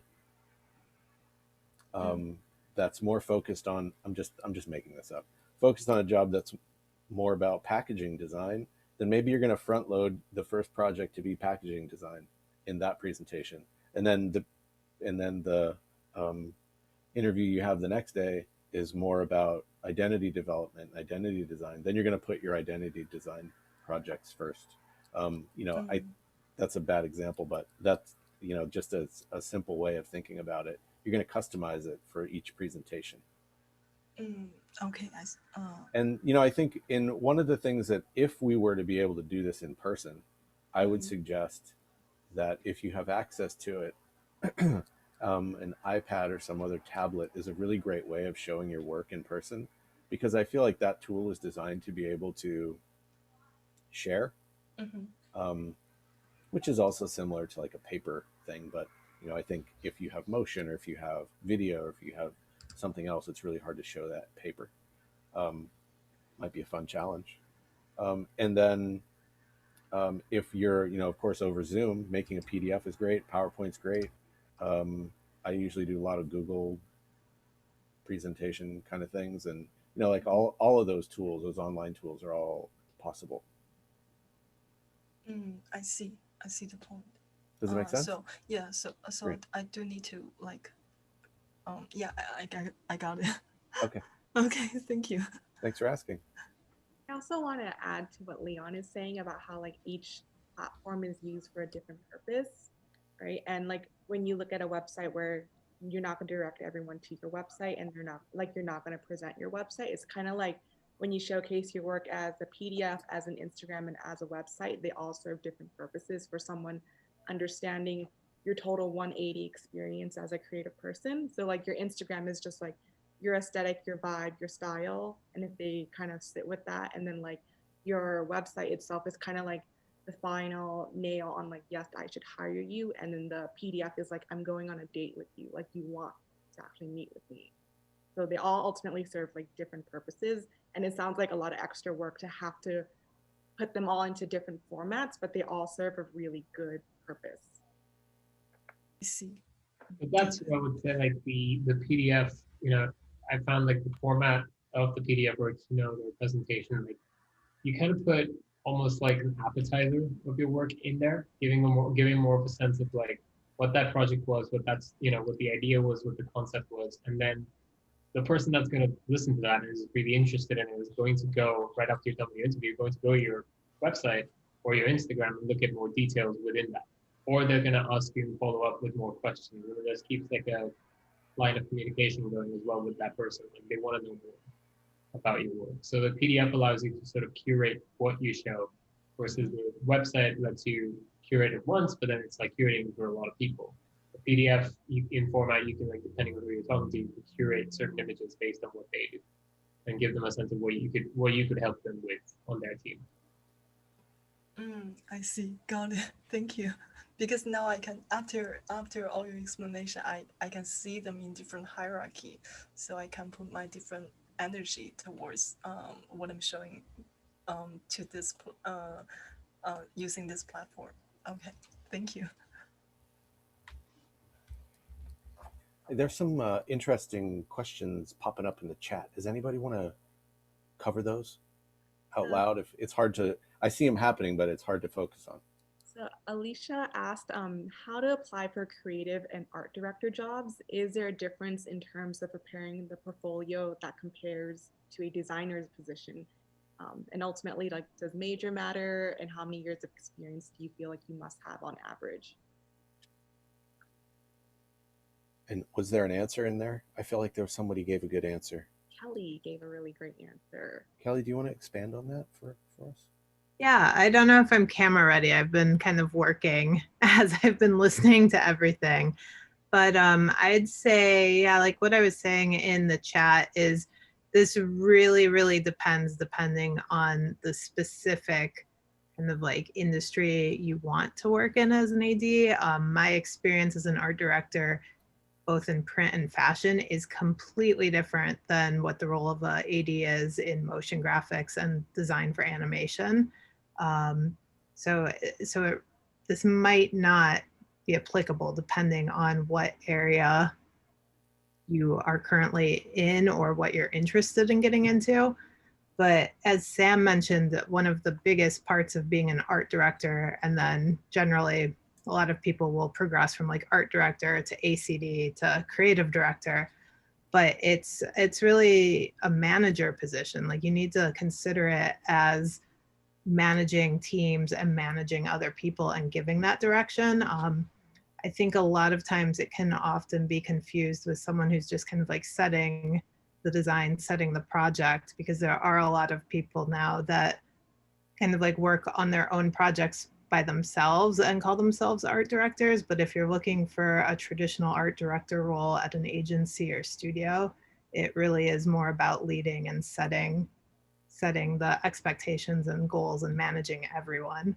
So with that, I think generally you need at least a couple years of that management experience in addition to the design experience. Okay, thank you, Kaylee. Yeah, of course. I'd love to hear what everyone else has to say about this though, because it really, really does depend on what kind of Yeah, you I'm are. actually interested in motion graphics too. Now I'm just like a undergraduate, and like I probably need to work from the bottom, like working from the basic graphic as a graphic designers, like start from the very beginning. Yeah, and this is actually something that I talk to a lot of people about too, and it's something to consider, the differences in freelancing versus going staff. I feel like a lot of times if you're spending more time as a staff designer, you're going to have more opportunity to get better acquainted with the creative process and be brought into meetings with agencies and clients, which will then really help you grow that ability to be a good art director. Whereas a lot of times if you're freelancing, especially in motion, you might not have the opportunity to kind of like have those one-on-ones with the agencies and clients.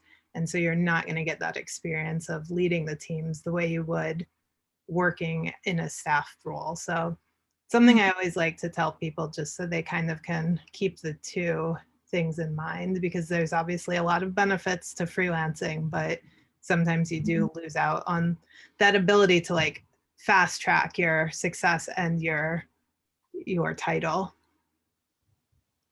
Okay, thanks for the answering. Yeah, of course. One little detail to add to that, Kelly, your description of it is so great. I see them as these sort of tiers of responsibility related to a project. So as a junior level designer, a mid-level designer, your level of responsibility for that end product is really only limited to you and what you're capable of doing. But once you get to the sort of middle tiers, higher tiers, senior designer, where you're literally telling other people the parts and pieces that all need to be accomplished in order to deliver this bigger thing, that level of responsibility falls to you. And so there's a big difference, I think, in those levels of responsibility. And that's kind of like, for me, the biggest difference. And if you're not ready for that responsibility, then, I don't know, then you're setting yourself up. And the way to get that, understand and learn that level, is what Kelly just described. Do freelancing, understand the job of like the day-to-day bits and pieces. Then as you're working in-house, be able to see how all of those bits and pieces come together, and then really learning it. It's really, there's no other way to do it, is there, than being an in-house designer. Okay, thank you. Sure.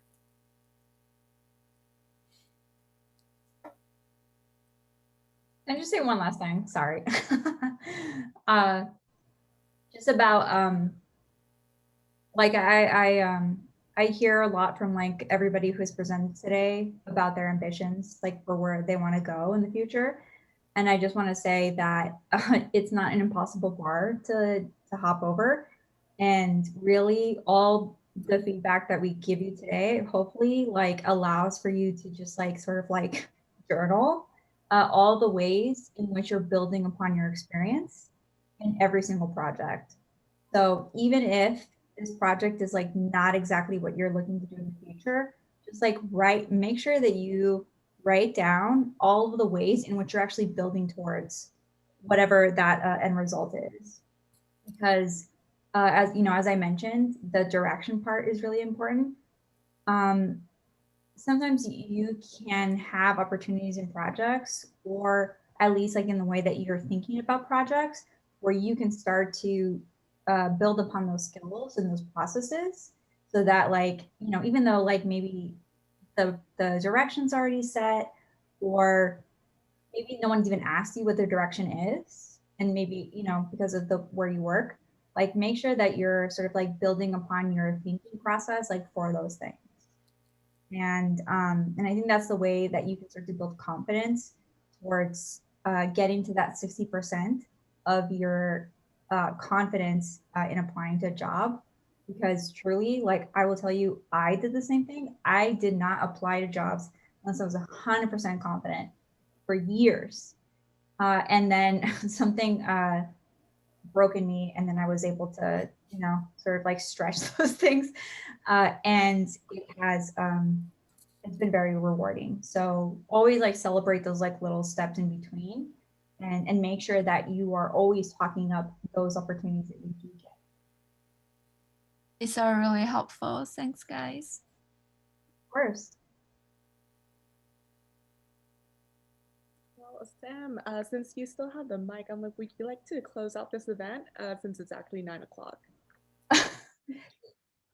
Sure. I mean, I wasn't planning to, but okay. Thank you everybody for coming today. I think, you know, I can tell you as someone who attended every single portfolio review event as a student of Cal Poly, and as a member of AIGA Los Angeles, I'm really glad that, you know, we were able to create this space. So thank you, Jean, thank you, Neon, thank you thank you, Angad, like for all of your feedback today. I still think about the feedback that my portfolio reviewers gave me, and I quote it a lot. And so, you know, it's so great to hear from you three, and also from people in the community who are just offering support and advice. I think that's it's a brave thing for the three of you to have like taken on, and I really hope that this was super informative, not just to you, but to everybody kind of like listening and learning, including myself, about how to improve how we present our work and how to present who we are, you know, as designers. So yeah, thank you for everything.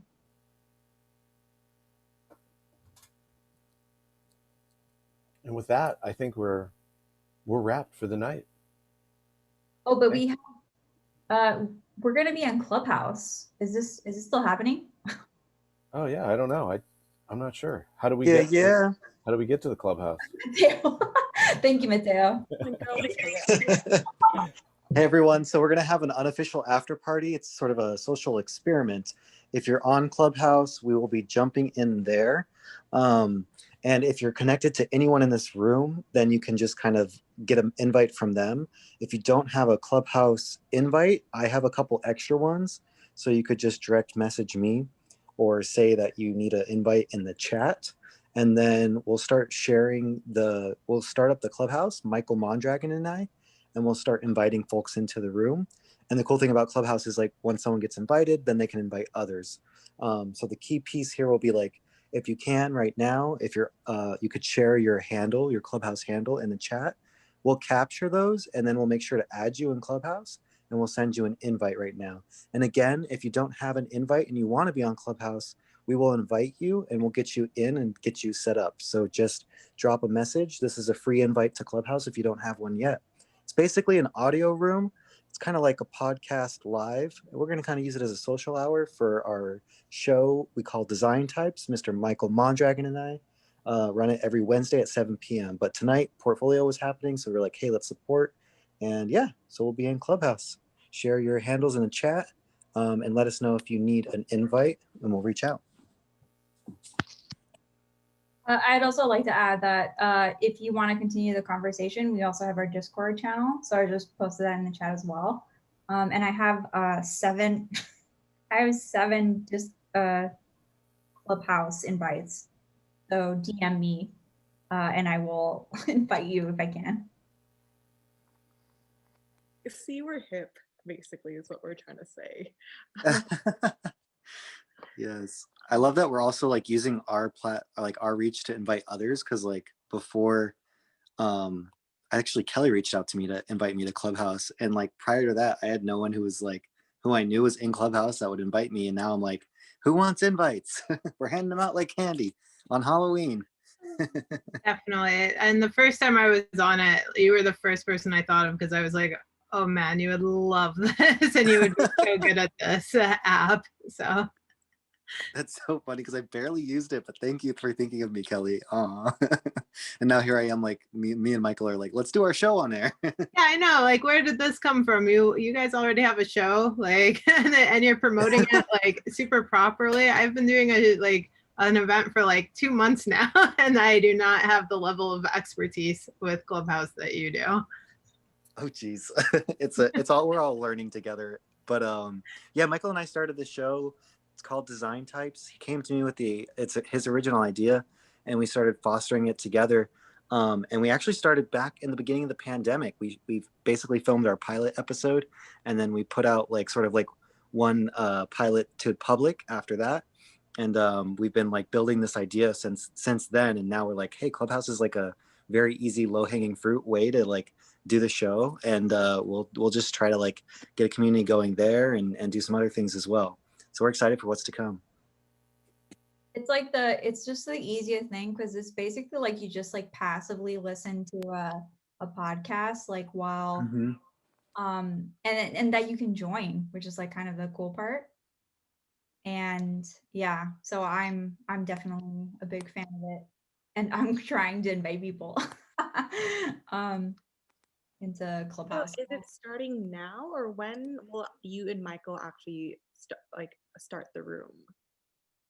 So usually Michael's the one to start the room, and then we can invite folks from there. Michael, are you here right now? I'm looking at the attendees. I don't know if he might have had to jump, but let me see. Because I could always like start up the room and then invite folks over there now, and then we could just kind of pretty much kick it off over there. Yeah, we could technically be on both at the same time. That's the other cool thing.